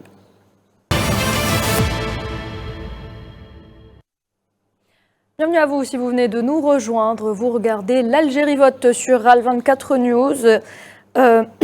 Riyad Sidawi, avant de vous laisser partir, avant de vous libérer, j'ai une dernière question pour vous. Alors, la stabilité d'un aussi grand pays que l'Algérie, peut-on dire qu'elle n'est pas profitable justement à tous les pays de la sous-région ? La stabilité de la Libye, si j'ai bien compris votre question, évidemment participe, la stabilité de l'Algérie. Et tout d'abord, on a une règle d'or en sciences politiques, la stabilité politique conduit à la prospérité économique. Donc on ne peut pas avoir une prospérité économique du peuple algérien sans une stabilité politique. Mais aussi cette stabilité politique algérienne, sécuritaire, participe à renforcer la stabilité politique et sécuritaire en Tunisie. Nous savons bien que les relations entre la Tunisie et l'Algérie sont excellentes, étroites et excellentes, et la collaboration c'est dans tous les domaines, et la ligne téléphonique est directe entre deux présidents qui sont aussi deux amis au plan personnel, le président Al-Majid Tebboune et le président Kais Saïed, ce qui contribue aussi à l'amélioration de cette relation et de cette collaboration. Aussi la Libye, nous savons bien que la Libye est en train de vivre une certaine guerre civile, donc stabilité en Algérie qui influence et renforce la stabilité en Tunisie, donc ces deux pays pourraient réellement aider la Libye. Et je pense que ce sont les seuls capables à aider la Libye de sortir de sa crise d'ordre structurel. Parce que la crise en Libye, ce n'est pas une crise d'ordre conjoncturel, non, mais c'est une crise d'ordre structurel. C'est voulu en 2011 de casser l'État libyen. Donc l'Algérie et la Tunisie pourront participer à créer une stabilité en Libye, donc refonder l'État libyen afin de sortir de sa crise. Donc, la stabilité algérienne, comme je vous ai dit, pourrait influencer ses voisins positivement. Merci Riyad Sidawi, merci d'avoir été avec nous ce soir. On poursuit, mesdames et messieurs, avec cette 6e et dernière journée de vote pour la communauté algérienne établie en France. Notre envoyé spécial à Paris, Nariman Zekar, est parti à la rencontre des électeurs au consulat général d'Algérie ce matin, où plusieurs familles se sont déplacées pour un important scrutin. Je vous propose de les écouter.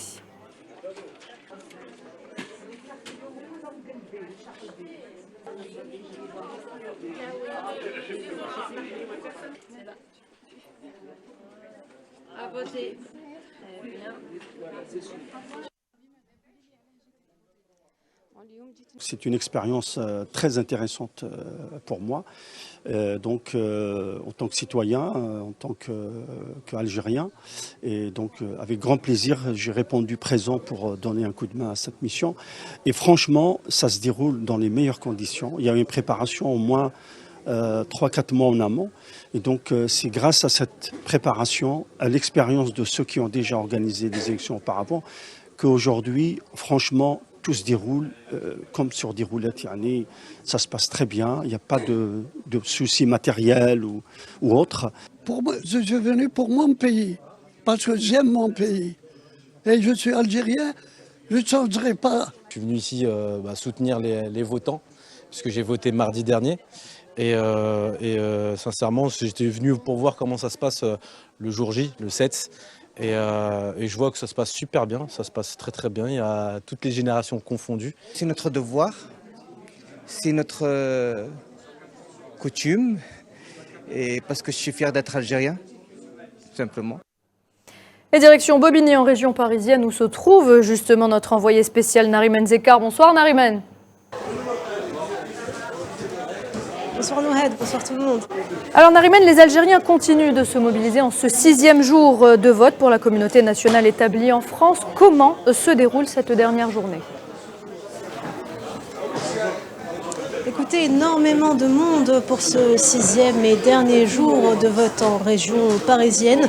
Ce matin, nous étions au centre de Paris, au 11e arrondissement plus précisément, et la file d'attente postée aux portes du consulat général d'Algérie était très très longue. Des centaines de familles sont venues pour voter toutes ensemble, du retraité à l'étudiant, du salarié à la femme au foyer. On a vu toutes les tranches d'âge, toutes les tranches de la société, de la communauté algérienne établie là-bas en France. Et le processus de vote s'est passé bien sûr dans les meilleures conditions, que ce soit au niveau sécurité ou bien au niveau organisation, toujours sous la supervision de l'autorité nationale indépendante des élections, en étroite collaboration avec les consulats qui sont un peu partout en France. Alors en ce moment, comme vous pouvez le voir, je me trouve au consulat algérien de Bobigny où le taux de participation était spectaculaire et je pèse mes mots, vraiment beaucoup de monde ici à Bobigny. On parle de 70 000 Algériens inscrits sur les listes électorales. On se croirait presque à Alger, Nouhed, les 70 000 personnes qui ont été éparpillées dans les 15 bureaux de vote que vous pouvez voir juste ici derrière moi. Et pour le moment, nous sommes en train d'assister aux dernières minutes avant la fermeture officielle des bureaux de vote. À 20h précise, heure française, les urnes seront scellées et le processus de dépouillement pourra être entamé. Nariman, deuxième question. Quel a été pour ce 6e jour de vote le sentiment des Algériens que vous avez rencontrés au niveau des bureaux de vote ? Beaucoup d'émotions tout au long de la semaine, pas que en ce 6e jour, beaucoup d'émotions, de la fierté, de la responsabilité et par-dessus tout de la nostalgie, des Algériens nostalgiques et très attachés à leur pays d'origine, à leur pays natal, leur Algérie, comme ils le disent eux-mêmes. On a vu cette semaine passer plusieurs anciens moudjahidines qui sont venus voter avec leurs enfants, leurs petits-enfants. Ils nous ont même raconté les souffrances qu'ils ont vécues durant la période coloniale. C'est ce qui a fait qu'ils ont tenu à venir voter afin de rendre hommage aux martyrs de la glorieuse guerre de révolution et de rendre hommage à toutes les personnes qui ont sacrifié leur vie pour que l'Algérie soit libre. Merci Nariman Zekar. Je rappelle que vous êtes notre envoyé spécial à Paris. Et nous rejoint depuis Marseille Nazim Sini. Bonsoir. Bonsoir à mon camarade sur le plateau et bonsoir à vous Nouhed. Je rappelle donc que vous êtes enseignant en économie et spécialiste des questions géopolitiques. Merci d'être avec nous. Alors Nazim Sini, ces élections n'ont pas échappé à la critique de l'autre côté de la Méditerranée. Vous avez certainement dû le voir au niveau sur vos écrans. À croire que cela devient une habitude. Les médias français, on le rappelle, ont lancé une véritable campagne médiatique contre ce scrutin. À votre avis, que cache cette attitude ? Écoutez, d'abord, c'est une attitude de velléité, clairement, envers l'Algérie.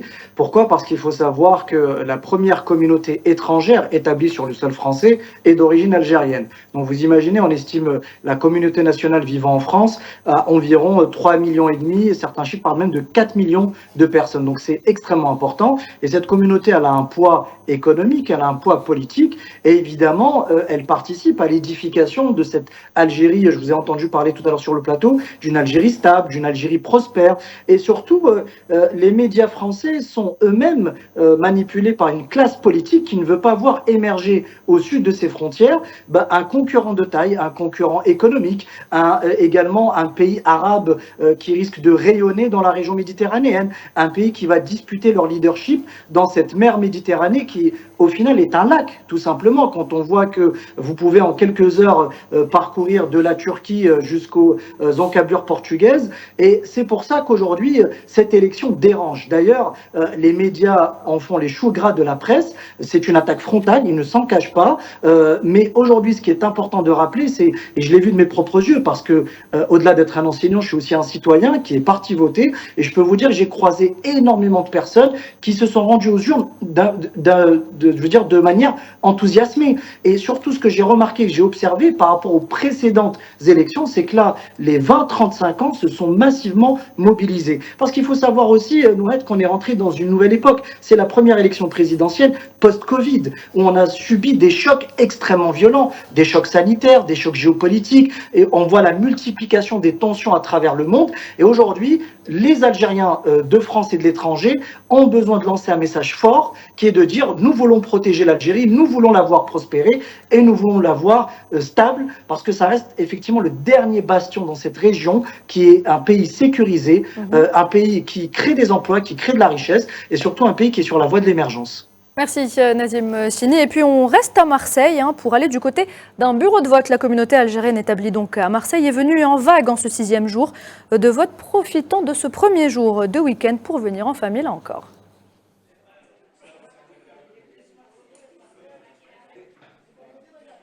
On est venu pour voter, Inch'Allah, et voilà, on est venu avec le petit. Inch'Allah, fiha khair. Et vive l'Algérie. Moi, je voudrais féliciter le consulat algérien en France de l'organisation. On est rentré, on nous a accueillis et puis on a été voté très rapidement et très facilement. Et j'incite tout le monde à venir voter. Je suis là pour faire le devoir citoyen algérien pour voter. Et je suis là, j'aime bien l'Algérie, j'aime bien que l'Algérie aura un président meilleur qui pourra faire du bien au bled. Et en direct de la cité phocéenne, on retrouve notre envoyé spécial Tinhinen Makassi. Bonsoir Tinhinen. Bonsoir Nouhed, bonsoir à l'ensemble des téléspectateurs de Al24 News et bonsoir à l'ensemble de vos invités ce soir. Alors Tinhinen, que pensez-vous de ce 6e jour de vote? Est-ce que vous avez constaté que le nombre de votants a sensiblement augmenté aujourd'hui? Alors Nouhed, on peut dire qu'il a augmenté et pas que sensiblement le nombre de votants. Aujourd'hui a été très important. Les premières heures de la journée, on a remarqué une hausse très importante des électeurs algériens établis ici à Marseille. Actuellement, on se trouve dans le bureau de vote numéro 3 qui se trouve au consulat d'Algérie, du consulat général d'Algérie à Marseille. Et tout au long de la journée, en faisant le tour des bureaux de vote et en discutant avec les gens, on s'est rendu compte et on nous a dit, les électeurs nous ont dit que finalement ils ont attendu ce samedi pour venir voter, pour être au diapason, pour être dans la même émotion, pour être dans le même droit, pour être dans la même ambiance que leurs frères établis en Algérie et partager ce jour de scrutin. D'autres personnes qui ont voté durant la semaine sont venues aujourd'hui dans d'autres bureaux ici ici au consulat général de Marseille ou encore dans d'autres bureaux pour justement partager ce jour. On a presque l'impression que ce jour, ce 7 septembre, comme l'a dit Nazim Sini avec moi, après tous les chocs qu'a traversé l'Algérie, notamment la crise sanitaire ou encore l'ensemble des abcès sécuritaires qui entourent l'Algérie, deviennent le ciment de cette nation qui veut aller de l'avenir vers l'avenir. Il y a aussi un point qui est très important, c'est le vote de la jeunesse. Tôt dans la journée, il y a eu la tranche d'âge entre la trentaine, la quarantaine. Mais l'après-midi, vers les 18h, les 17h, ici, heure française, on a vu arriver des jeunes qui votaient pour la première fois. Et justement, ils votent en famille, accompagnés de leurs parents, accompagnés de leurs grands-parents, accompagnés de leurs aînés. Et pour eux, c'est un moment important d'accomplir ce devoir citoyen, ce droit constitutionnel pour la première fois, accompagnés de leurs compatriotes, que ce soit ici, à Marseille ou en Algérie. C'est comme un moment inédit pour eux, mais c'est une première fois qui est historique pour eux. Merci Tinhinan Makassi. Je rappelle que vous êtes notre envoyé spécial à Marseille. Et on reste dans l'Hexagone, direction Lille à présent, dans le nord de la France, où se trouve notre envoyé spécial Safwan Ben Sabri. Safwan, bonsoir. Que peut-on retenir de ce dernier jour de vote pour la communauté algérienne établie à Lille ? Bonsoir Nouhad. Alors pour ce 6e et dernier jour de vote, nous nous sommes rendus dans un bureau de vote central dans les départements du Nord, celui se trouvant au consulat général d'Algérie à Lille. Alors on avait prévu, on parlait d'une affluence plus élevée pour ce dernier jour, étant donné que c'est un jour de week-end. Et en effet, cette affluence a été au rendez-vous. Les gens aujourd'hui ont pu se rendre ici en famille. On a vu des enfants en bas âge vêtus du maillot algérien, portant leur drapeau. Alors ce vote familial, c'est aussi pour ceux à qui on a parlé, qui sont venus déposer leur bulletin dans les urnes. C'est une façon d'exprimer sa voix, c'est une façon d'exprimer son vote, mais c'est aussi une façon d'exprimer un attachement à l'Algérie qui est là, qui existe encore. Et c'est ces occasions dont profitent les Algériens de l'étranger pour exprimer leur attachement à leur pays d'origine ou pays tout court. Très bien, merci Safwan Ben Sabri. Je rappelle que vous êtes notre envoyé spécial à Lille. Et puis nous rejoint depuis Tunis, Monsieur Mondar Tabet, directeur central du Centre d'information, de la documentation et de la formation et de la coopération. Bonsoir, merci d'être avec nous. Bonsoir, bonsoir et félicitations pour le succès de ce scrutin. Nous sommes en train de suivre avec intérêt donc le déroulement du scrutin en Algérie et nous constatons donc une évolution assez positive avec une affluence qui semble être intéressante de la part des Algériens et des Algériennes. Je crois que jusqu'ici, il y a un tableau assez optimiste, je dirais, qu'offrent les élections en Algérie, qui aura certainement des incidences, une certaine influence positive sur le plan régional. C'est très important que de tels rendez-vous soient réussis et que justement la population apporte justement le plus en participant. Depuis tout à l'heure, j'ai suivi la participation surtout des familles algériennes à ce scrutin, donc il est très important que la société adhère au rendez-vous politique très important par rapport à l'image extérieure et aussi à la cohésion sociale. Une cohésion qui a toujours fait l'objet de pas mal de complots et de dissidences de part et d'autre. Mais pour l'essentiel, je crois que le processus a été gardé par le peuple algérien et que justement cela se passe dans la sérénité et dans un cadre pluriel. Il y a 3 candidats, le président Tebboune, et 2 candidats qui représentent 2 écoles de pensée, l'école socialiste et l'école islamiste, et ceci pourrait justement apporter par cette diversité le cadre général d'un débat national autour des grands dossiers. Les dossiers de développement, les dossiers de la politique étrangère.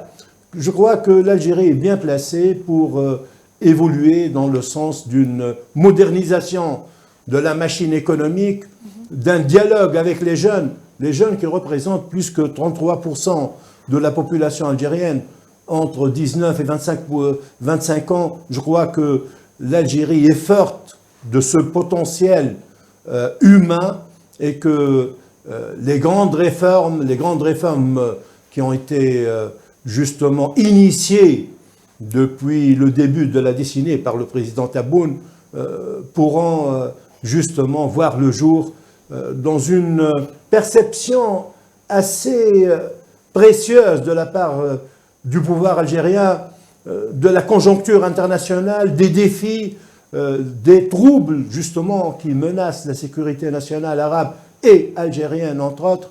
Je crois que par cette conscience et par cet échange intéressant entre le peuple algérien et sa direction, et son élite justement, l'avenir est assuré. Est assuré, du moins il est protégé des aléas de la conjoncture. Et ça c'est très important. Ça nous fait plaisir en tant que Tunisiens de constater que l'Algérie va bien. Très bien, merci Mondar Thabit. Je me tourne vers vous, Nazim Sini. Alors aujourd'hui, l'Algérie joue un rôle pivot par son positionnement géostratégique et la stabilité d'un aussi grand pays que l'Algérie ne peut être que profitable à tous les pays de la sous-région. Qu'en pensez-vous, Nazim Sini ? Non, totalement, j'adhère à vos propos parce qu'effectivement, comme je l'ai dit précédemment, il faut comprendre que l'Algérie a un poids qui est énorme dans la région. Et c'est surtout le dernier bastion de sécurité, de paix. Ça, c'est très important de le rappeler. Quand vous regardez ce qui se passe dans certains pays du Sahel, dans certains pays du Moyen-Orient, vous voyez que c'est une véritable poudrière qui est en train de bouillir quelque part, parfois à quelques kilomètres de nos frontières. Et donc, c'est très important pour notre pays de garder justement cette stabilité-là, d'avoir ce rôle-là de leadership et surtout de fédérer autour d'un projet de paix et d'un processus de développement de l'ensemble des pays du sous-continent. Et il est très important, et ça je pense que beaucoup de pays alliés de l'Algérie, comme la Chine, comme la Russie, comme la Turquie, et plein d'autres aussi, également même en Afrique, ont compris que la stabilité de l'Algérie, c'était quelque part un gage de stabilité de l'ensemble du continent africain. Parce qu'il faut savoir, même dans l'histoire de l'Afrique, que l'Algérie a joué un rôle très important, un rôle majeur, parfois pour permettre une réconciliation, une reprise du dialogue entre des factions dans d'autres pays. Elle a œuvré parfois pour la stabilité dans d'autres régions, etc. Et surtout, ce qui est très important à saluer, c'est la diplomatie active de notre pays, qui a fait avancer pas mal de dossiers ces dernières années. Et encore, je rejoins ce qui a été dit sur votre plateau précédemment, c'est que nous avons deux dossiers majeurs sur lesquels l'Algérie est immuable, c'est le dossier palestinien et celui du Sahara occidental, le dossier sahraoui, pour lesquels l'Algérie milite parce que ça fait partie de son ADN. En fait, notre pays a toujours milité pour l'autodétermination des peuples, pour la liberté des peuples, pour leur capacité à disposer d'eux-mêmes et de leur avenir. Et c'est pour cela que cette élection, pour moi, elle revêt un caractère majeur. Il suffit de voir, je vous ai dit encore une fois, prenez une carte du monde et observez-la. Vous allez voir qu'il y a des tensions militaires, des tensions diplomatiques, des tensions géopolitiques pratiquement partout sur la planète. Et l'Algérie, dans cette zone méditerranéenne, qui est une zone très sensible, doit continuer justement à jouer ce rôle-là de pacificateur, de pays stable, mais surtout de pays qui tirent l'ensemble de la région vers le haut. Abdelkader Soufi, je reviens vers vous. Je voudrais qu'on revienne sur cette campagne médiatique destinée à dénigrer justement cette élection présidentielle et notamment le futur président. On en parlait tout à l'heure avec Nazim Sini. À votre avis, pourquoi est-ce que ces élections algériennes dérangent autant? Comment est-ce qu'on explique ce besoin des médias occidentaux de vouloir casser cette élection? Écoutez, ça fait un moment depuis qu'on s'attaque à l'Algérie, donc cette émergence de l'Algérie dérange. Le retour à une stabilité, à une autonomie dans la gestion politique et économique, mais surtout chevaucher sur les intérêts jusque-là plus ou moins acquis pour certaines entités, certains États, et que ces élections vont aller conforter l'Algérie dans sa légitimité et la faire sortir grandie sur un plan démocratique et des libertés de participation. Chose qui est déjà un paradoxe chez un pays voisin où une minorité est en train de s'accaparer du pouvoir au détriment d'une majorité. Nous avons vu les élections législatives aussi. Ceux qui nous ont, je ne le dirai jamais assez, nous ont donné des leçons en matière de liberté et de démocratie, aujourd'hui en font fi. Nous avons vu des étudiants aux États-Unis d'Amérique qui ont été placés en garde à vue, qui ont été empêchés de manifester. Nous avons vu les médias qui s'attaquent un peu à la cause palestinienne et tiennent le même discours. L'Algérie est l'un des derniers pays qui s'oppose justement à cet ordre préétabli et qui est en train de bousculer l'hiérarchie et l'ordre mondial tel que il nous est parvenu. Aujourd'hui, l'Algérie participe activement au sein de l'Organisation des Nations Unies, notamment au Conseil de sécurité, et elle n'a pas, j'allais dire, respecté certains codes qui ont été préétablis. Bien au contraire, elle est là, l'éveil des consciences de la société internationale. Beaucoup de nations commencent à revoir, mais différemment, la question de la Palestine, revoir différemment la question du Sahara occidental. Ça veut dire que aujourd'hui, ceux qui ont été empêchés de dire ou de se positionner par rapport aux aspirations des peuples ont toujours été sous influence d'une vision unique, monopolaire, qui a contraint la majorité des États à se plier à cette vision. Bien au contraire, aujourd'hui, je pense que cette émergence de l'Algérie donne conscience même à des pays qui s'éveillent dans des pays occidentaux, jusque-là territoire acquis à un libéralisme pur et dur. L'Algérie qui revient sur la scène, comme vous l'avez dit, comme vos invités aussi, une puissance économique en Afrique, arabe et aux portes du monde, car n'oubliez pas, nous on oublie, mais eux ils n'oublient pas. L'Algérie qui dominait la Méditerranée et qui dominait une partie de l'océan faisait peur aux grandes nations. Et ils ne veulent pas que cette Algérie revienne. Et ils savent que cette Algérie, si elle revient, ça va être cette Algérie puissante qui marque son territoire et qui dicte sa vision et qui devient un acteur et non pas un état de réaction. Très bien, merci Abdelkader Soufi. Je tiens à présent à rappeler donc le dernier taux de participation à notre élection présidentielle à 13h, 13,11% au niveau national et 16,18% au sein de la communauté nationale donc établie à l'étranger. Des chiffres qui ont été annoncés par le président de l'autorité nationale indépendante des élections qui ne devrait pas tarder à annoncer le troisième taux de participation de cette journée, de cette journée électorale. Abdelkader Soufi, je reste avec vous. Aujourd'hui, en 2024, le taux de participation à l'étranger, il tournait autour de 140 036 électeurs aux environs de 13 heures. Brièvement, est-ce que ça signifie que la politique du président Abdelmadjid Tebboune durant ces années, avec notre communauté installée à l'étranger, était fructueuse, comme peuvent en témoigner ces chiffres? Très brièvement, avant de passer à... Oui, absolument. Donc, je le dis, je ne le dirai jamais assez. D'ailleurs, les intervenants algériens en Outre-mer qui connaissent très bien les tenants et aboutissants de la condition humaine algérienne à l'étranger, voient, eux, et ils ont même dit que la donne a changé et que les Algériens sont de plus en plus impliqués dans ce process. Très bien, merci. Un dernier mot, Monsieur Monder Tabet, en direct de Tunis.